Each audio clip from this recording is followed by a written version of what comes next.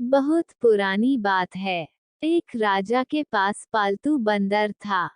राजा उस बंदर पर बहुत विश्वास करता था, क्योंकि वह बंदर राजा का भक्त था। बंदर राजा की पूरे मन से सेवा करता था, लेकिन बंदर बिल्कुल मूर्ख था। उसे कोई भी काम ठीक से समझ नहीं आता था। राजा जब भी विश्राम करता, बंदर उसकी सेवा के लिए हाजिर हो जाता था।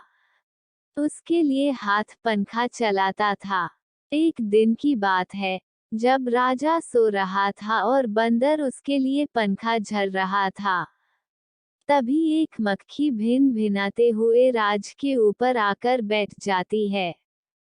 बंदर उस मक्खी को पंखे से बार बार भगाने की कोशिश करता है, लेकिन मक्खी उड़कर कभी राजा की छाती पर, कभी सिर पर, तो कभी जांघ पर जाकर बैठ जाती थी।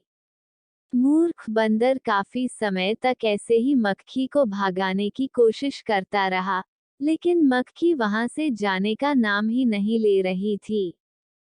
ये देखकर बंदर को क्रोध आ जाता है और वह पंखा छोड़कर तलवार निकाल लेता है।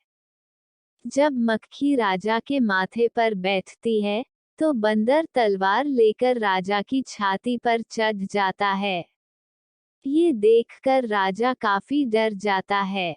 फिर मक्खी माथे से उड़ जाती है, तो बंदर उसे मारने के लिए हवा में तलवार चलाता है।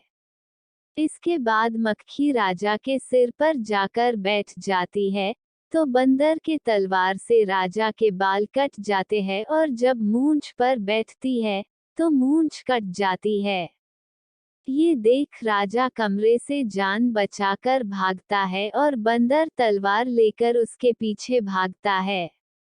इससे पूरे महल में उथल पुथल मच जाती है। कहानी से सीख।